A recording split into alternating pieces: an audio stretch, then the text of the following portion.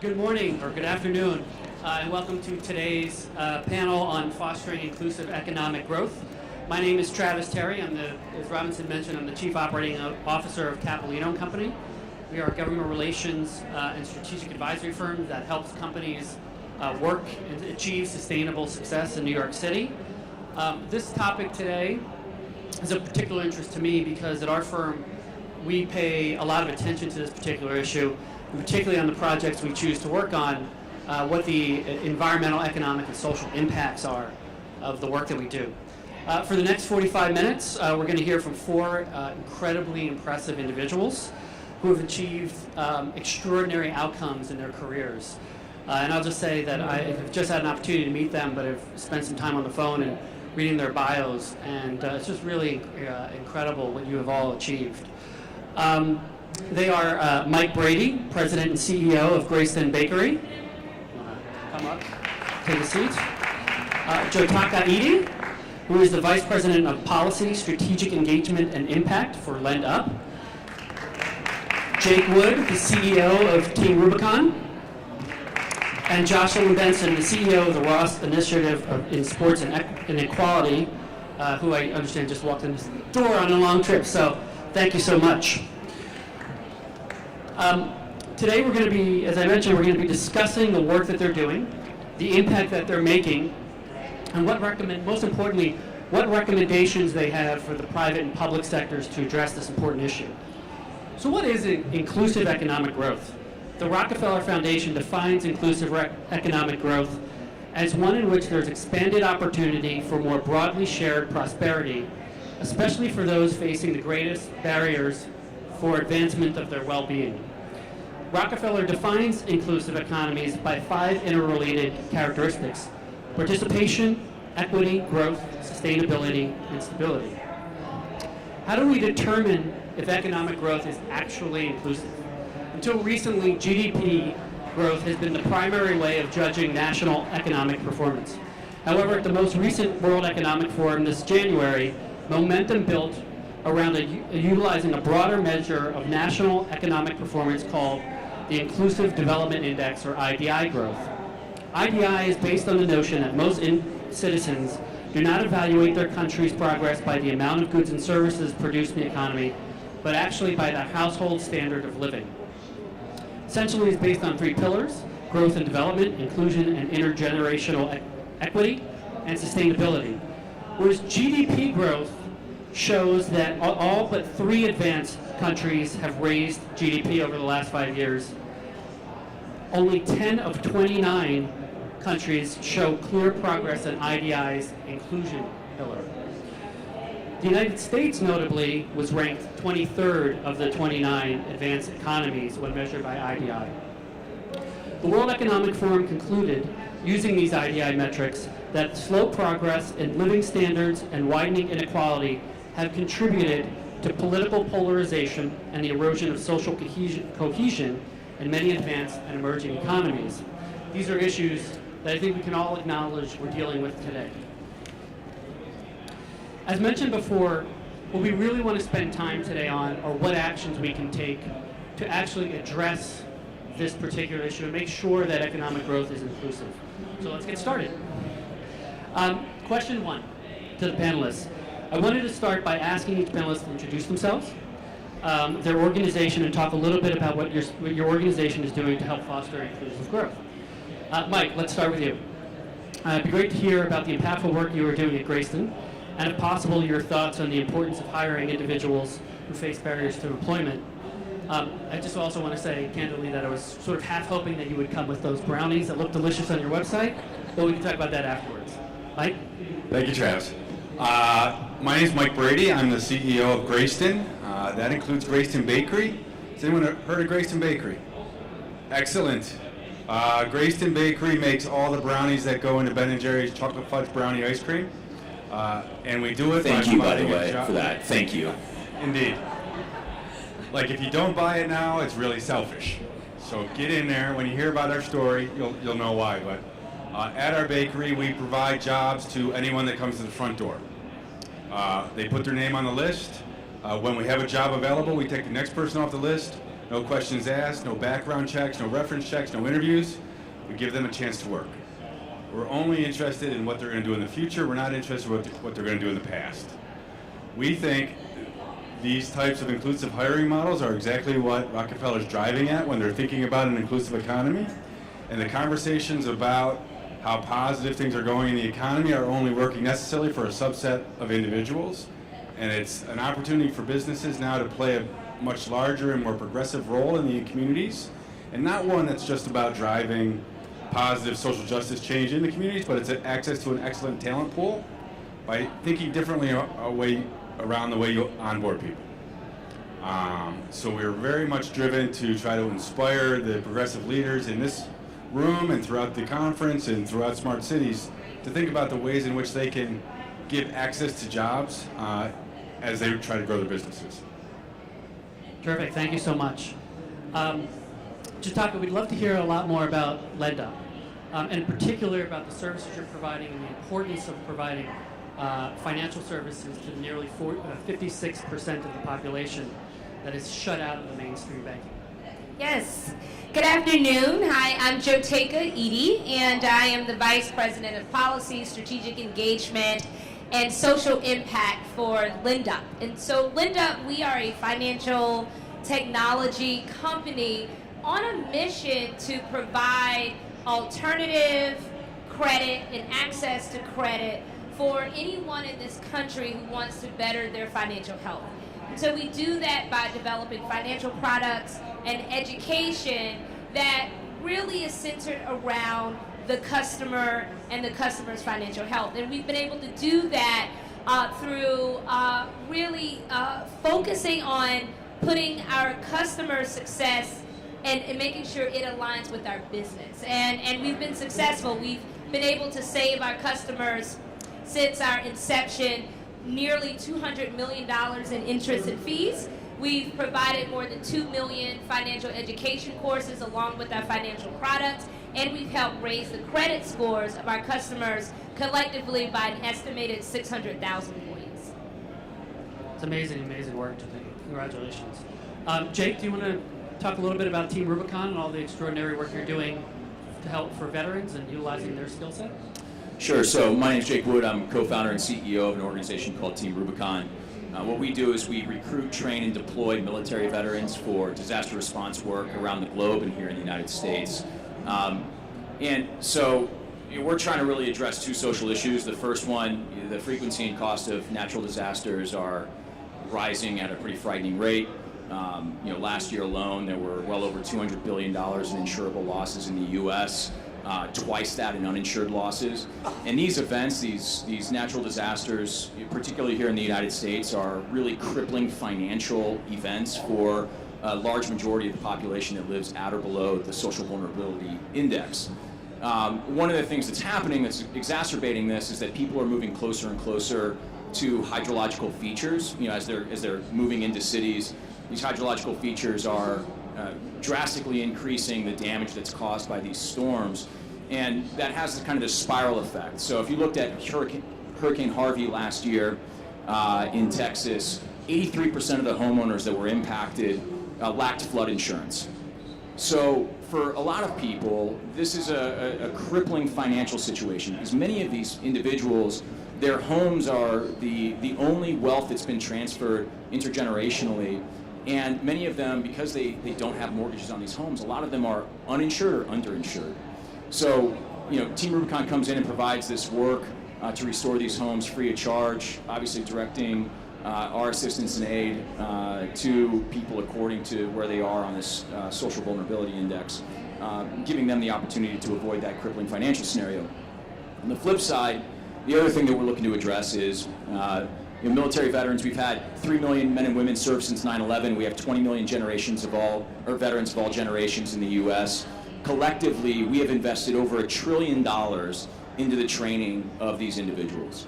Taxpayer money, training them in really critical job skills. The vast majority of the military is not an infantry soldier. The vast majority of the military is working in functions like communications, logistics, operational planning, things that we should be helping them transition to utilize when they get out. unfortunately, despite investing trillions of dollars in their skill and in their experience, when they get out of the military, we invest absolutely nothing in their transition back into our communities. And we're really trying to unlock that potential because it's just sitting idle in towns all across America. Really terrific. Thank you. Jocelyn, we'd love to hear a little bit about RISE. I also just want to say I'm constantly amazed at how much Stephen Ross does.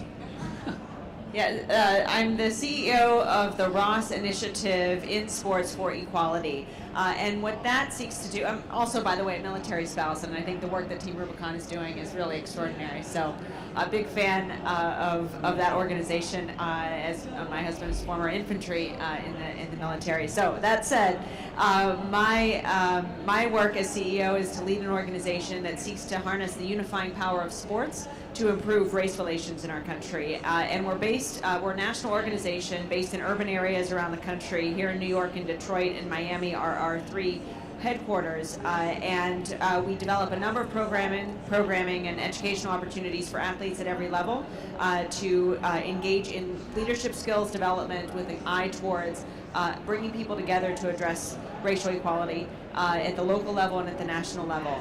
And much can be said about that in terms of building inclusive cities, but the primary sort of value that we recognize is that while you can have different perspectives, and we are in a moment in our country where we're uniquely divided, perhaps more than any other time in recent years, yet at the same time we can all come together to root for our favorite team. And so how do we use that unifying ability to bring people together on other, potentially divisive issues? And what we found is that in training athletes to be leaders and bringing people together, they can get people to the table who otherwise wouldn't be at the table, share perspectives, and develop solutions. So we host solution-oriented conversations around the country, particularly focused on building relationships between communities and law enforcement. And we've seen significant change happen in places like Chicago, Los Angeles, New Orleans, Detroit, here in New York, where we have young people building relationships with law enforcement, with members of the military and others through sports. And so we seek to use that as an additional component of work to build inclusive communities around the country.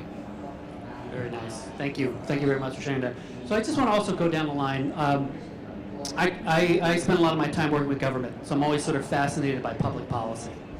And one of the themes of this conference is about collaboration between the public and private sectors. And I'd love to hear from all of you about what you think government is doing right and what else it could be doing to kind of help facilitate the work that you're doing. Anybody want to take a shot? Go back. Jocelyn, Sure. Go ahead, Mike. Yeah, I was hoping to hear what someone else would say first. There's obviously a lot of attention being paid to people facing barriers to employment. That in itself is useful, but more needs to be done to break down those barriers. And so I recently had the opportunity to do a roundtable in DC and learn that there are 20,000 different policies preventing people with a criminal record from gaining access to the workforce. And these types of policies are kind of the hidden barriers to employment that people aren't aware of. So for example, an employer wants to be progressive and say, yeah, we'll hire, we want to be really progressive and hire a new welder into our business, and we'll really take anyone, something similar to what Greyston does.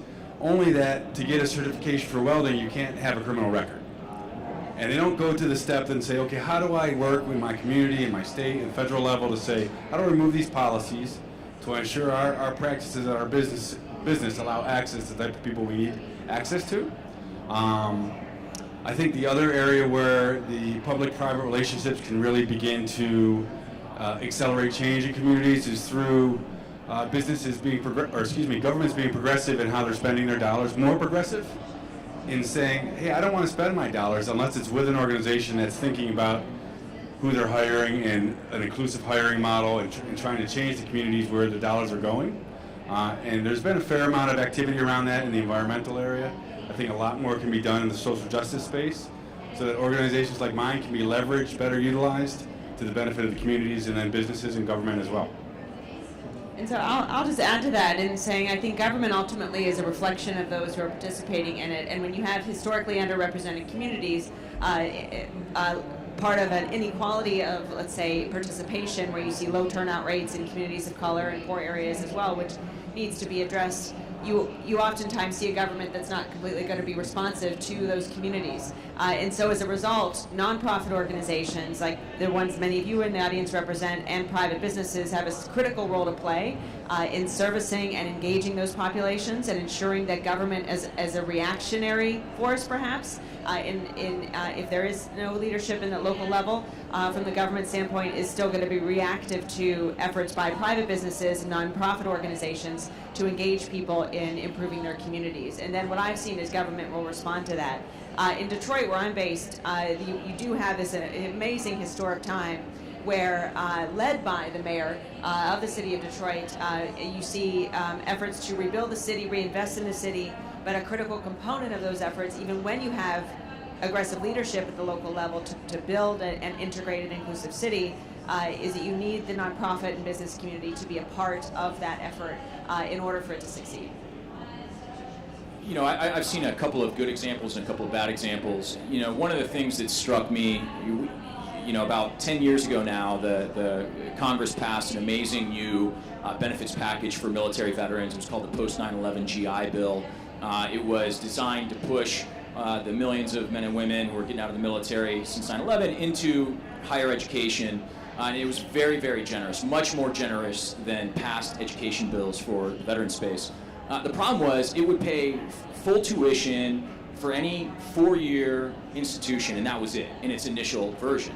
So you had the vast majority of the military are people who didn't go to college out of high school, and many of them were underqualified for college. And instead of allowing them to go to trade schools, 2-year institutions, which one would have saved the federal government money, but two would have been much more suited to their skill sets and their likely career trajectories, it was just a very short-sighted,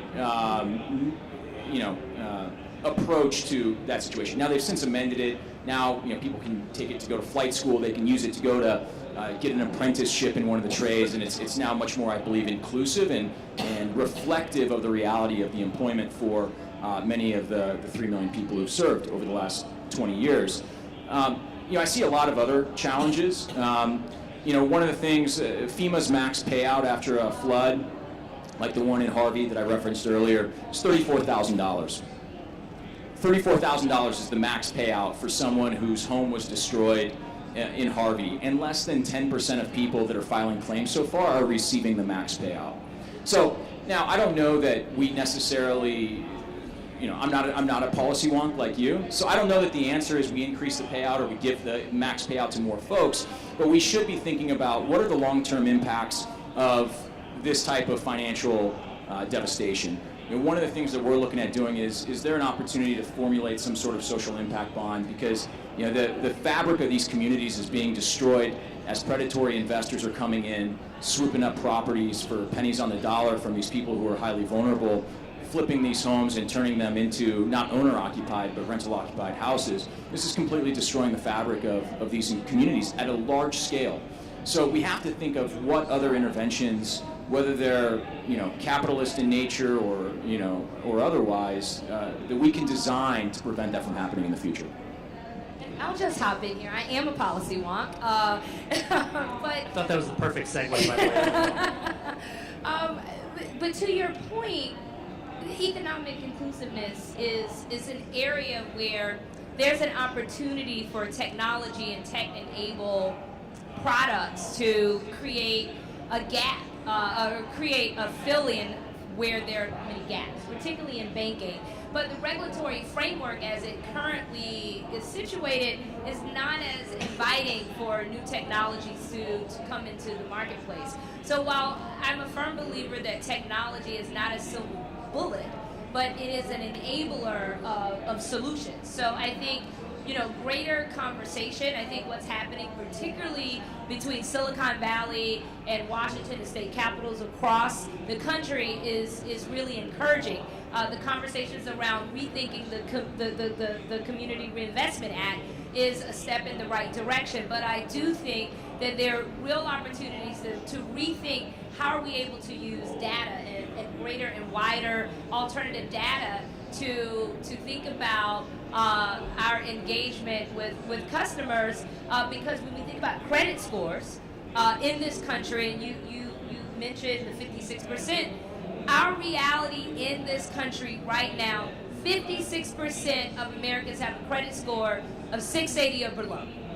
And as a result, on average, it's statistically shown that you will pay $250,000 more over your lifetime in interest and fees.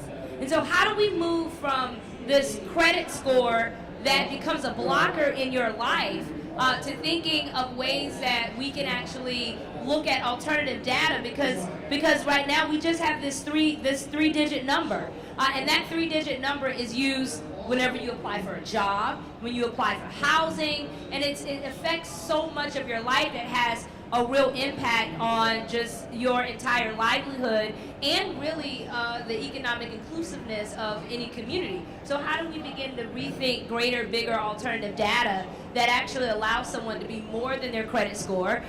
Because right now the way those credit scores are defined, we have learned in our own experience that it is not holistic of that person's reality of where they are. So I think there are a lot of opportunities for government to rethink regulation that allows more innovative technology enabled products to come into the market and do it in a way that's safe and in a way that is consumer friendly. That's a very good point. I mean, I think one of the things that we've been noticing is how technology is really changing the way in which government is interacting with its constituents and businesses, and how that interaction plays out is very important. Let me play devil's advocate for a second. Many people will say, economy's great. Stock market's at an all-time high. Unemployment is at a significant low. Why do we have to change anything? Seems like everything's working. Is that true? I can just reply. It's not. I mean, it's the reality is that, and many of us in this room, we know some of these statistics, but right now in America, 40% of Americans could not afford a $400 emergency. 60% of Americans deal with income volatility, swings in their income, and that is up and down the economic spectrum. So you have studies from Aspen Institute to JP Morgan Chase saying the same thing, that we are seeing fluctuations, and the reality is that we have moved from where people had careers to jobs to tasks. And that is largely, we've seen an influx in the gig economy. So people are working hourly, and there's fluctuations in scheduling and how people are scheduled, and that's having a real trickle-down impact on people's day-to-day economic lives. So while the economy and the jobs rate, yes, like it's all good on a sort of a meta-narrative, but the reality of what people are facing in places like I'm from, Johnsonville, South Carolina, or other places across the country, St. Louis, Columbia, all of these places is the reality. People are having income swings. People do not have predictability in how much they're going to make from week to week, and people can't afford even $400 for an emergency, and that is gripping, and that's something that we have to deal with head on in our nation, and if we don't, we're going to continue to leave a whole lot of Americans behind. I'd also say I think we have to be more far-sighted here. We have to think about what the future looks like. I don't know that enough people, maybe outside of this room or outside of Silicon Valley, are thinking enough about what the economy of the future looks like. What will be the disruption in the job market as a result of machine learning and AI? The circles I run in, people talk about that, but I don't know that we have enough people in policy positions, in elected positions, who are really thinking about this. And if you kind of start peeling back the onion on things like the opioid crisis and others, it's really this lack of purpose that people are finding in their employment. There's of course many other factors, but I kind of work in the purpose space we talk about. For military veterans, a lot of them, they get out, they find jobs. The unemployment rate within the military veteran population is fairly low. A lot of those men and women, though, are lacking this sense of purpose in their post-military careers. And that's driving a lot of them and influencing or exacerbating a lot of the psychosocial issues that they're experiencing and many others. And you're seeing that play out in regions across the country, the Rust Belt, Appalachia, and all those places. Yeah, there's a bit of getting out of the bubble. And there's a lot of positive stories about the economy, but head up to Southwest Yonkers or Rochester, where I'm from. 1 out of every 2 kids is living in poverty. And we go about our daily activities thinking that's acceptable. We need to open our eyes to the have-nots that are falling further and further behind, and thinking about how can we be progressive not only for the folks that need the jobs, but their kids. And are their situations changing so when they have an opportunity to be in the workforce, they're going to have the skills and the ability to have a dream that perhaps they can do more than just have a minimum wage job or low income, low entry level job. And I don't know that we're thinking enough about that, because the haves are beginning to build more and more, and we're thinking about, okay, yeah, the economy seems to be working, but I'm afraid the spread between the have and the have-nots is only getting worse. And so we really need to step out of that bubble, get into the communities where we see these problems happening, and of course a lot of people in this room understand that. It's getting outside of our own little room here also and beginning to say, okay, what are you doing that's taking that next step within your organization, within your community, to say, let me help the person lowest down on the ladder. Jocelyn? Yeah, and to that regard, I do think there's opportunities for to utilize any metrics that demonstrate success in the economy today to empower those who are not experiencing that success in their daily lives. So particularly opportunities for entrepreneurship at the local level are key for ensuring that if there is a vibrant economy emerging, that residents of a particular city are able to take advantage of that and be empowered by that, whether it's, and this is where we get back to inclusion, whether it's ensuring that they have the opportunities in the employment industry to either start their own business or be a part of emerging businesses and involve themselves in other areas of life. So I think that growing inequality that we're also seeing alongside of perhaps some economic growth needs to be addressed if we're really going to move forward as a country. Thank you very much. So I'm going to take moderator's prerogative, and because we're at a Smart Cities conference and technology is such an important thing, I'm going to imagine for a second that I can grant you through a magic wand the ability to make 1 or 2 major changes in either policy or in the business climate. If that were the case, what would they be? What recommendations would you make? I'll go back to the technology point. I was going to jump in there because it's not so sexy, but it could be a critical change in the support services, the way we manage our human capital, HRMS systems, attend to the people at the lowest level of the spectrum. So, for example, at our bakery, which is a manufacturing facility, so get a sense of making a tractor trailer's worth of brownies a day, running 24 hours a day, 50-pound bags of sugar and cocoa going into 800-pound bowls of brownie mix. This is hard work. People have to step off the line, go to the Department of Social Services, get their services, come back, lose those hours of pay, whereas ADP or Paychecks could handle this in a blink of the eye. But they have to then align with DSS and find those kind of opportunities to save money for the people, which will also save money and make my business more efficient and the lives of the people receiving the benefits of all that more efficient. There is a lot of friction within the economic system and the technology system to improve the workability for the low income that we really just ignore. From a policy standpoint, I'm actually going to take a step back and say, there's many ways to answer this question, but in waving a wand, I would say, what would our economy, what would our society look like if everybody voted?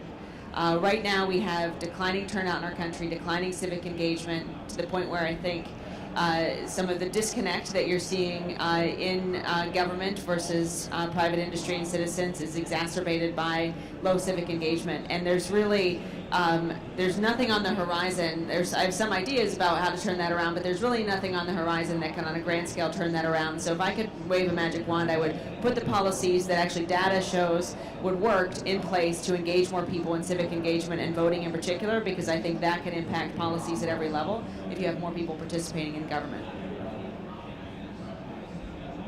You want to make a staring contest about who goes next? We can flip a coin. It's a tough one. I think, I served 4 years in the Marine Corps, so I might get crucified for this, but I would give every teacher in America a 25% raise, and I'd take it out of the Pentagon's budget. I think. Well, no, we need a strong national defense. I'm a big believer in a strong military. And also, my opinion, the military is the most valuable social mobility tool in America. Most people don't think about it that way, but it's the most valuable social mobility program in the U.S. So there are other consequences of the military, positive consequences, but we are not investing enough in our educators, and I think that not only can you make a defense that that's a national security issue, but obviously it has so many other positive consequences related to social mobility and economic inclusiveness. So you said two. One I'm or sure two. we can have this conversation I know we have all this day long, So I'm sure. one would be mandating financial education and literacy in our education system, starting with kindergarten all the way through high school. We learn every single thing in school, in high school, but not financial literacy and education. And when we become adults or we're in college, I remember being in college and I took out credit cards for a Frisbee. So, you know, I'm so glad that policies changed and that doesn't happen anymore. But financial education and financial literacy is absolutely imperative, and we should put it in our schools. And number two, I would create policy that would remove the ability to tie your credit score to your ability to get a job, indoor apartment, or a place to live. Great answer. Thank you so much. Just out of curiosity, I just want to ask the audience, how many folks in the room are working in organizations that are effectively trying to address inclusive economic growth? That's great. That's great. So I want to ask the panel, for those that are at those organizations or thinking about careers in areas such as the ones that you're working in, what advice do you have? What should they be doing? What should they be thinking about? How should they get started or continue to grow and be effective? You know, we talk about this a lot. I think this is for people working in this space, this is a huge economic opportunity for businesses. The environmental sustainability movement in many ways hijacks sustainability overall.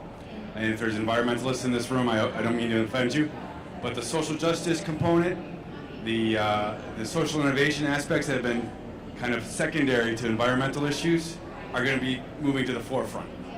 I challenge you within your organizations to be the leader in there and try to move your organizations forward. And one of the ways that Greyston is trying to make our services available to you is if you can uncover just one job wherever you work where you think you might be able to remove the barriers to employment and give it to the next person in line, we'll help you do that. So we'll help you to make sure that your business is effective and successful in giving that one person a chance. And I can guarantee it will change the way you think about the way your culture and your organization works. And it'll be great for your overall business, organization, whatever it might be. So I very much inspire and try to encourage people to move down a sustainability strategy that encourages social justice, because there's a lot of impact to be made and a lot of value to be created. And I think building off of that, I would encourage you to define success early and really build a model of what success would look like, not just from an economic standpoint, but really from an inclusion standpoint. What would be the benchmarks of success? Because there have been many organizations working on inclusion and integration over the years, and yet the needle still needs to be moved in a significant way. So for your particular contribution and organization, how are you going to move the needle? What is that? How are you going to define that success? And then how are you going to measure your advancement in that success and timelines and all the rest? I think that's critical because sometimes in this space we can focus on sort of broad efforts and not look at specific goals and benchmarks that would define success. But I think from a sustainability standpoint, from an organizational standpoint, you need to have that in order to be able to mark your own contribution and in a very definitive way. Yeah, I'll just jump in and add. Advice is to really align your success with the success of those that you're either serving or the consumers that are utilizing your product. And constantly allowing yourself to iterate and to evolve based on the reality of where your consumer and or your constituent is. Constantly asking questions, constantly understanding their reality, and being nimble enough to evolve your product or evolve the work that you're doing to continually meet your consumer and or constituent exactly where they are. Yeah, I would say whenever I talk to social entrepreneurs and they ask a question like that, I always kind of go back to the first thing I always say is make sure every day you're looking at yourself in the mirror and you're asking yourself the question, am I, by running or starting my own organization, am I creating drastic improvements in the space or approaching an issue in a completely novel way? And I think back to Peter Thiel's philosophy about 0 to 1 or 1 to N. Like, just don't be another organization that's doing the same thing, becoming that N on the tail end of a constellation of organizations that are really just fragmenting a resource-constrained funding environment. Really, only step into that arena if you're moving from 0 to 1, if you're actually creating a new space. Now, that could be because locally there's nothing there for you, but we built our organization always being very honest with ourselves about could we have more impact if we partnered for something that we were currently thinking about exploring and stepping into, or actually like being acquired, and then a nonprofit acquisition by a larger organization that was more resource rich. How can we unlock greater impact? We haven't gotten to that point yet, but we ask ourselves that question very critically every year. And then the last thing, putting that aside, data. To get your data right early. If you don't understand data, bring in someone who can help you understand it or who can help model it for you early in the process. We did not take this seriously enough in our first couple of years of building our organization. I truly didn't know the difference between a spreadsheet and a database. I mean, honestly, I didn't know. And it set us back. And now we are a very data-intense organization because we brought in people way smarter than me. But it set us back, and today you got to get it right, and you should get it right from day one. There's no excuse not to, and it'll unlock a lot of value for you.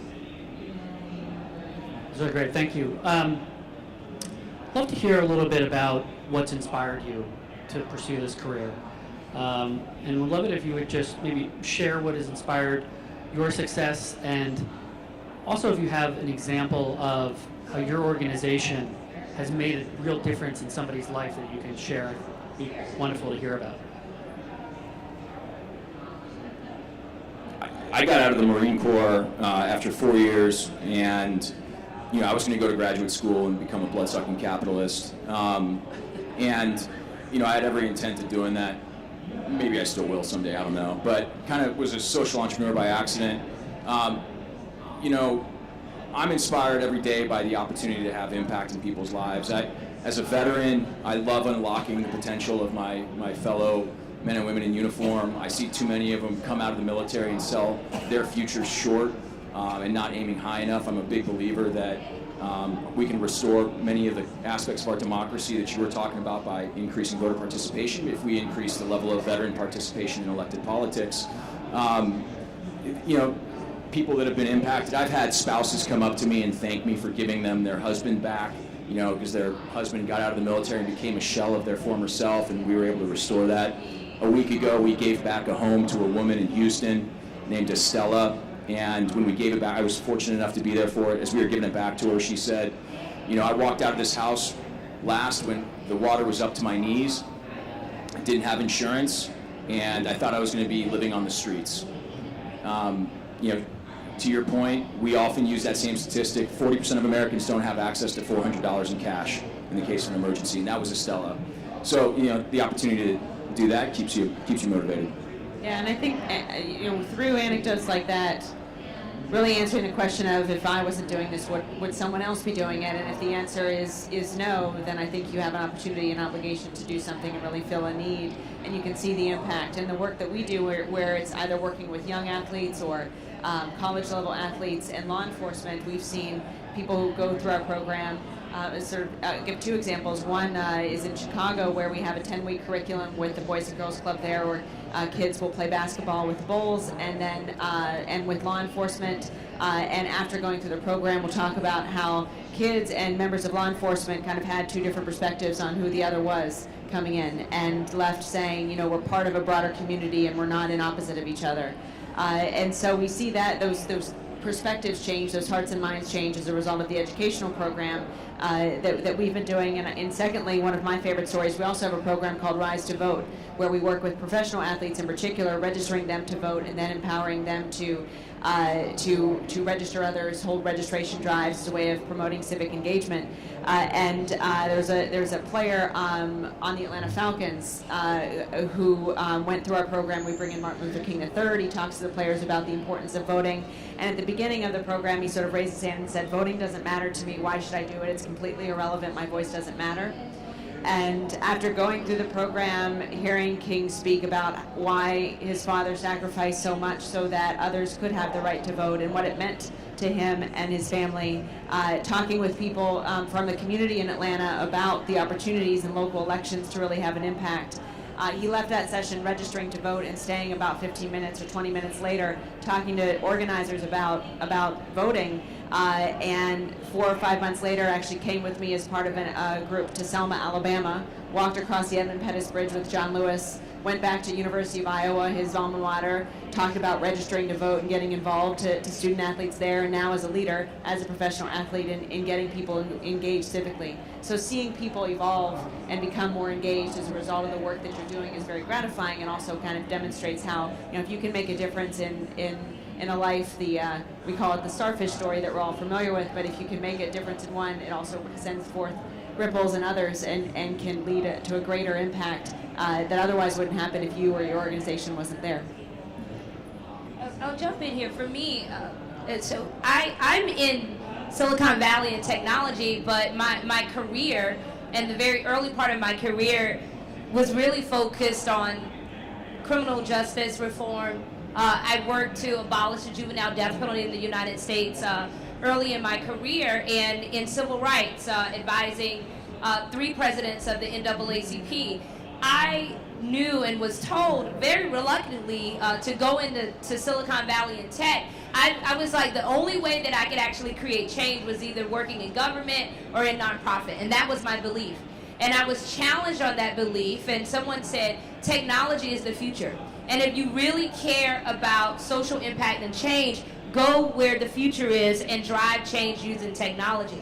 And so that's been really inspiring for me over the last 4 to 5 years, is using technology to create real impact in people's lives. And at LendUp, I'll tell this very quick story. It's very similar to your stories.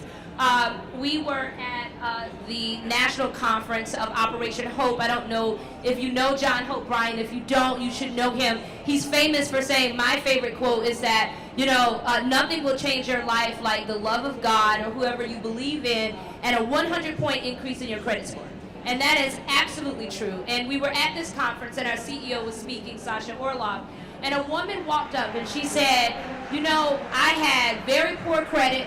I stumbled upon LendUp. I took your credit education classes. I used your financial products. My credit score has increased. I'm a better person. She was in tears. And she's now running an organization helping people in her community have better financial prosperity and inclusion. And that, to me, is an example when I think about the 600,000 points of credit score points that have gone up for our customers, or the $200 million that have been saved. I think about people who come from little small towns like I come from, my family, places like Johnsonville, South Carolina, these places where there are people who are living and pushed to the margins, and that we can use technology and we can put them back where they belong, which is in the center of our communities and society.